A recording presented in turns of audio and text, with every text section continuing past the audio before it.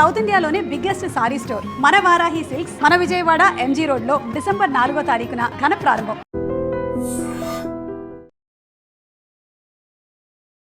Big breaking actually Bhadradri Kothagudem జిల్లా నిన్ననే CM Revanth Reddy పర్యటన ముగిసిన తర్వాత అది పబ్లిక్ ప్లేస్ అండ్ చాలామంది ట్రైన్లో ప్రయాణం చేసినటువంటి ప్లేస్ రైల్వే స్టేషన్లోనే ఏకంగా ఈ నాటు బాంబులకు సంబంధించిన కలకలం అయితే క్రియేట్ అయింది. ఎందుకంటే అక్కడ చెత్త కుప్పలో నాటు బాంబులు ఉన్నట్టుగా గుర్తించారు. అది ఎట్లా అనంటే ఒక కుక్క వెళ్ళి అక్కడ ఆ చెత్త కుప్పలో సంచరిస్తూ అది ఒక నాటు బాంబుని కొరకగాని అది ఒక్కసారిగా పేలిపోయింది. కుక్క అక్కడికక్కడే చనిపోయినటువంటి సిచ్యువేషన్. అప్పుడు కానీ తెలియలేదు అక్కడ బాంబులు ఉన్నాయి అని. పెద్ద శబ్దం రావడం, అక్కడ వెంటనే కుక్క ట్రాక్ పైన చనిపోవడం, ఇదంతా చూసిన తర్వాత ఒక కలకలం అయితే క్రియేట్ అయింది. వెంటనే రైల్వేకి సంబంధించిన సిబ్బంది పోలీసులకు సమాచారం ఇవ్వడం, వెంటనే పోలీసులు అక్కడి డాగ్ స్క్వాడ్తో సహా అందరూ కూడా డిప్లాయ్ అవ్వడం, ఆ రైల్వే స్టేషన్ నుంచి అందరూ ప్రయాణికులని పంపించేసేయడం, అట్లాగే కొన్ని ట్రైన్స్ ఏవైతే ఉన్నాయో వాటిని తాత్కాలికంగా ఆపేయడం, ఇవన్నీ కూడా చకచకా జరిగిపోయాయి.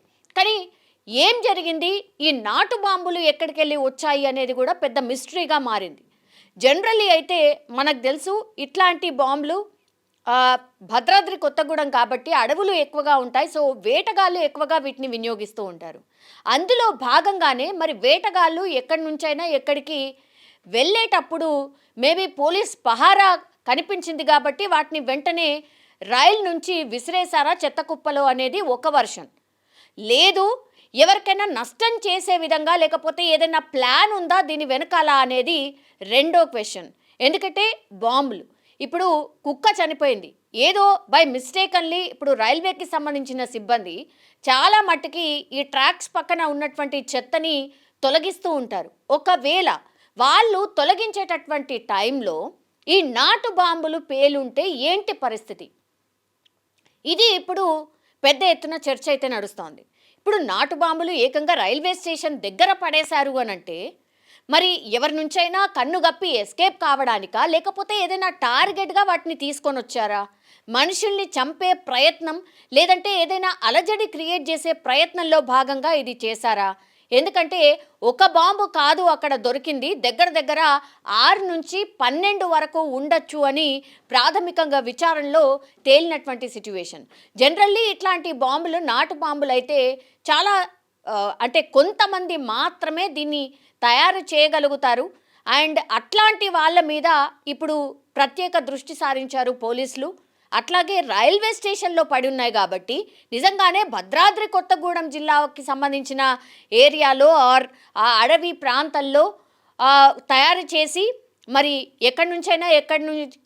ఎక్కడికైనా తరలించే టైంలో అక్కడ పడేశారా, లేకపోతే ఏదో ప్రాంతం నుంచి వెళ్తూ ఉండగా పోలీసులు చెక్ చేస్తున్న సందర్భంలో రైలు నుంచి విసిరేశారా? ఇవన్నీ కూడా క్వశ్చన్స్ అయితే రేజ్ అవుతున్నాయి. కానీ ఒక్కసారిగా భద్రాద్రి కొత్తగూడెం జిల్లాలో ఈ నాటు బాంబులు ఎప్పుడైతే పేలాయి అన్నటువంటి వార్త తెలిసిన తర్వాత హుటాహుట్న యంత్రాంగం అంతా స్పందించింది.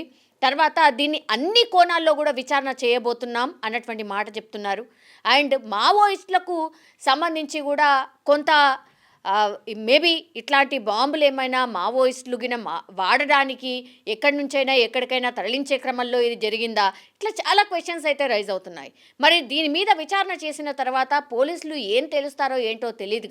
కానీ ఒక పెద్ద ప్రమాదం అయితే తప్పింది అని చెప్పొచ్చు. ఎందుకంటే అది ముట్టుకున్నటువంటి కుక్క చనిపోయింది. కానీ ఒకవేళ అదే చెత్తను ఎత్తే క్రమంలో ఈ కార్మికులు ఎవరైతే ఉంటారో వాళ్ళకి ఏదైనా ప్రమాదం జరుగుంటే మాత్రం పెద్ద ఎత్తున ఇది ఒక ఆందోళన కలిగించే విషయం అయి ఉండేది.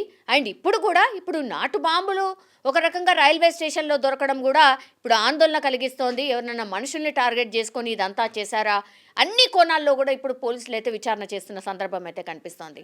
రైల్వే స్టేషన్ని పూర్తి స్థాయిలో జల్లెడ పట్టారు. బాంబ్ స్క్వాడ్తోని పూర్తిగా రైల్వే స్టేషన్ చుట్టుపక్కల అంతా కూడా మొత్తంగా క్షుణ్ణంగా పరిశీలించిన తర్వాతనే అగైన్ మళ్ళా ప్రయాణికులను ఎలో చేస్తున్న సందర్భం. అట్లాగే ఇప్పుడు పూర్తిగా పోలీస్ పహారాలో ఈ రైల్వే స్టేషన్ ఉంది. అట్లాగే ప్రయాణికులు క్షుణ్ణంగా వాళ్ళని చెక్ చేసిన తర్వాతనే లోపలికి ఎలో చేస్తున్నారు.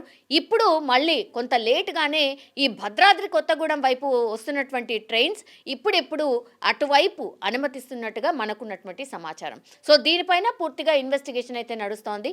సో చూడాలి మరి ఈ నాటు బాంబులు ఎక్కడి నుంచి వచ్చాయి ఏంటి అనేది కూడా తెలిసే అవకాశం అయితే కనిపిస్తోంది. నిజంగా ప్రస్తుతం ఉన్నటువంటి సమాజం దేనికి ప్రయారిటీ ఇస్తుంది? ఆర్థిక సంబంధాల చుట్టూ మాత్రమే తిరుగుతోంది. మళ్ళీ ఎన్నికలంగానే చాలా విరక్తి కలుగుతాను.